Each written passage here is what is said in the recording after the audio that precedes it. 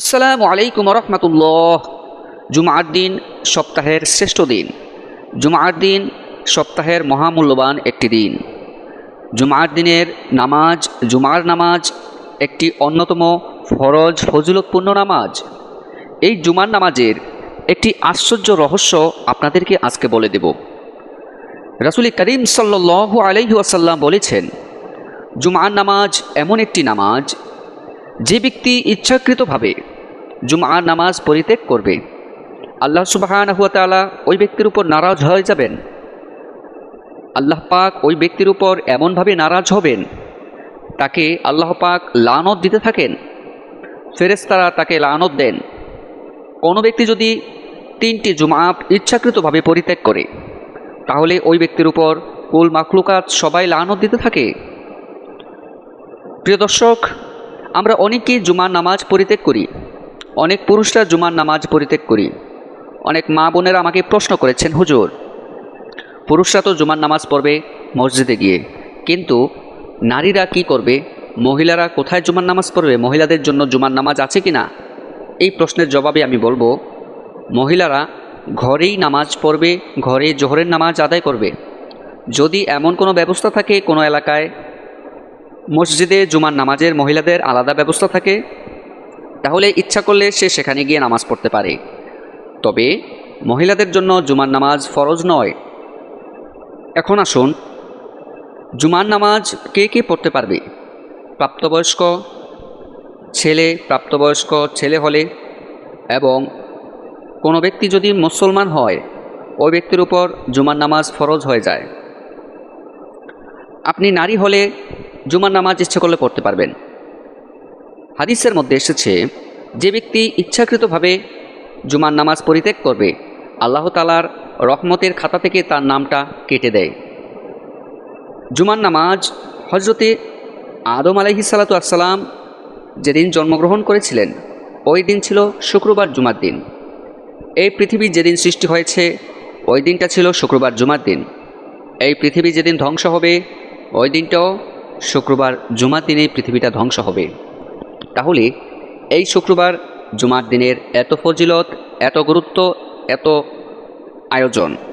আজকে আমি আপনাদেরকে এই জুমার নামাজের কিছু আমল এবং কিভাবে আপনি জুমার নামাজ আদায় করবেন। অনেক মা বোনেরা আছেন, জুমার নামাজ কীভাবে পড়তে হয় সেটা জানেন না। অনেক পুরুষরা আছেন, পুরুষ ভাইয়েরা আছেন, জুমার নামাজ পড়তে পারেন, কিন্তু অনেক মা বোন আছেন যারা মসজিদে গিয়ে, যেখানে ব্যবস্থা থাকে ওখানে গিয়ে জুমার নামাজ আদায় করেন, কিন্তু সঠিক নিয়মকানুন অনেকেই জানেন না। আজকের ভিডিওর মাধ্যমে আমি আপনাদেরকে সেটা সুন্দরভাবে প্র্যাকটিক্যালি দেখিয়ে দেব ইনশাআল্লাহ। দর্শক, জুমার নামাজ শুক্রবার দিন জুমার দিনে আদায় করতে হয়। জুমার নামাজের নিয়ত হচ্ছে, আমি কিবলামুখী হয়ে জুমার 2 রাকাত ফরজ নামাজ আদায় করতেছি, আল্লাহু আকবার। আপনি জুমার নামাজের জন্য দাঁড়িয়ে যাবেন। দাঁড়িয়ে তার আগে কি করবেন, এখানে একটু কথা বলে নিই। জুমার নামাজ এর ফরজ হচ্ছে 2 রাকাত। জোহরের নামাজ হচ্ছে 10 রাকাত বা 12 রাকাত।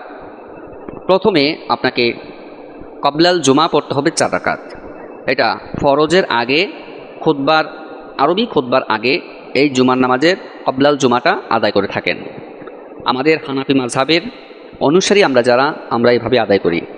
তারপর 2 রাকাত জুমার ফরজ আদায় করি। জুমার ফরজ আদায় করার পরে বাদাল জুমা 4 রাকাত আমরা আদায় করে থাকি। তাহলে হইল কত? 10 রাকাত। 10 রাকাত জুমার নামাজ সর্বমোট আমরা আদায় করলাম। আপনি ইচ্ছে করলে আরও 2 রাকাত বাড়িয়ে সুন্নাতে জায়েদা 2 রাকাত আপনি পড়তে পারেন, 12 রাকাত পড়তে পারেন, কোনো অসুবিধা নাই। আপনি যখন নামাজে দাঁড়াবেন, মা বোনেরা মা বোনের সিস্টেমেই, কাইফিয়তেই তারা নামাজ আদায় করবে। মা বোনরা যেভাবে বুকের উপর হাত বাঁধে, তাদের সতর যেভাবে ঢাকার দরকার সেভাবে ঢেকে আপনি নামাজে দাঁড়িয়ে যাবেন। আপনি আল্লাহু আকবার বলে আপনি তাকবীর দিবেন। তাকবীর দিয়ে বুকের উপর হাত বেঁধে আপনি প্রথমে সানা পাঠ করবেন। সানা কিভাবে পাঠ করবেন আমি আপনাদেরকে প্র্যাকটিক্যালি শিখিয়ে দিচ্ছি। سبحانك اللهم وبحمدك وتبارك اسمك وتعالى جدك ولا إله غيرك সানা পাঠ করার পরে আউযু বিল্লাহি মিনাশ শাইতানির রাজিম বিসমিল্লাহির রহমানির রহিম বলে সূরাতুল ফাতিহা তেলাওয়াত করবেন। সূরাতুল ফাতিহা তেলাওয়াত করবেন। কিভাবে তেলাওয়াত করবেন আমি আপনাদেরকে শিখিয়ে দিচ্ছি। কিন্তু আপনি যখন জামাতে থাকবেন, নামাজে যখন থাকবেন, ইমামের পেছনে যখন থাকবেন, তখন আপনাকে সূরা ফাতিহা পড়তে হবে না। সূরা ফাতিহা ইমাম সাহেব পড়বেন। বিসমিল্লাহির রহমানির রহিম আলহামদুলিল্লাহি রাব্বিল আলামিন আর রহমানির রহিম মালিকি ইয়াউমিদ্দিন ইয়াকা না'বুদু ওয়া ইয়াকা নাস্তাঈন اهدنا الصراط المستقيم صراط الذين أنعمت عليهم غير المغضوب عليهم ولا الضالين। এভাবে আপনি ইমামের সাথে চুপ করে থাকবেন। ইমাম সূরাতুল ফাতিহা তেলাওয়াত করবে। সূরাতুল ফাতিহার সাথে অন্য একটি সূরা মিলাবে। সূরা মিলিয়ে তারপরে সূরা শেষ করে রুকুতে চলে যাবে। 2 রাকাত নামাজ আপনি যেভাবে পড়েন ঠিক এভাবেই পড়বেন। ফজরে 2 রাকাত ফরজ নামাজ, সুন্নত নামাজ যেভাবে পড়েন ঠিক এভাবেই জুমার নামাজটি আদায় করবেন। রুকু করবেন, সেজদা করবেন। রুকু সেজদা করে আবার 2 রাকাতের জন্য দাঁড়িয়ে যাবেন। দাঁড়িয়ে ইমাম সাহেব সূরাতুল ফাতিহা তেলাওয়াত করবে। সূরাতুল ফাতিহার পরে অন্য একটি সূরা মিলাবে। সূরা মিলিয়ে তারপর রুকু করবে, সেজদা করবে, আখিরি বৈঠক করবে। বৈঠক করে সালাম ফিরাবে।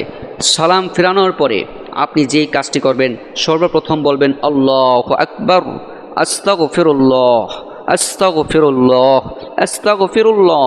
3 বার আস্তাগফিরুল্লাহ পড়বেন। তারপরে বলবেন আল্লাহুম্মা আনতাস সালাম ওয়া মিনকাস সালাম তাবারাকতা ইয়া জাল জালালি ওয়াল ইকরাম। এইভাবে করে আপনি বলে তাসবিহ পাঠ করবেন। লা হাওলা ওয়ালা কুওয়াতা ইল্লা বিল্লাহ, আশহাদু আল্লা ইলাহা ইল্লাল্লাহু ওয়া আশহাদু আন্না মুহাম্মাদান আবদুহু ওয়া রাসূলুহু। তারপরে আপনি দুরূদ শরীফ পড়বেন। তারপরে সালাতু সালাম পড়বেন, নবীজির উপর সালাম প্রেরণ করবেন। তারপরে আপনি মুনাজাত করবেন। মুনাজাত করে আল্লাহর কাছে কান্নাকাটি করবেন। কান্নাকাটি করে জীবনের গুনাহ মাফের জন্য বলবেন বেশি বেশি করে আস্তাগফিরুল্লাহ রব্বি মিন কুল্লি যামবিন ওয়া আতুবু ইলাইহি লা হাওলা ওয়ালা কুওয়াতা ইল্লা বিল্লাহিল আলিয়্যিল আযীম। এইভাবে করে আপনি 2 রাকাত নামাজ শেষ করবেন। শেষ করার পরে আপনি বাদাল জুমা পড়বেন। জুমার ফরজের পরে 4 রাকাত আপনি আবার সুন্নত নামাজ আদায় করবেন। তাহলে জুমার ফরজের আগে 4 রাকাত হইল, জুমার ফরজ 2 রাকাত, এই হইল 6 রাকাত। ফরজের পরে 4 রাকাত পড়লে হবে 10 রাকাত। তার সাথে আপনি সুন্নতে জায়েদা অথবা নফল হিসেবে আরও 2 রাকাত পড়তে পারেন। পরে আপনি ওই দিন বেশি বেশি করে জিকির করবেন, তাসবিহ পাঠ করবেন, অজিফাগুলো পড়বেন। অজিফাগুলো পড়ে বেশি বেশি করে ওই দিনটা নেক আমল দিয়ে নিজের জীবনটাকে এমন অবস্থা করবেন যেন আপনার গুনাহ মাফ হতে বাধ্য হয়ে যায়। জীবনের সমস্ত গুনাহ যেন আল্লাহ পাক ক্ষমা করে দেয়। প্রিয় দর্শক, যদি আপনি ভিডিওটি দেখে থাকেন তাহলে অবশ্যই চ্যানেলটিকে সাবস্ক্রাইব করে দিবেন এবং পাশে থাকা বেল আইকনটি বাজিয়ে দিবেন। পরবর্তী ভিডিওর জন্য চোখ রাখুন আমাদের চ্যানেলে। ধন্যবাদ। আসসালামু আলাইকুম ওয়া রাহমাতুল্লাহি ওয়া বারাকাতুহু।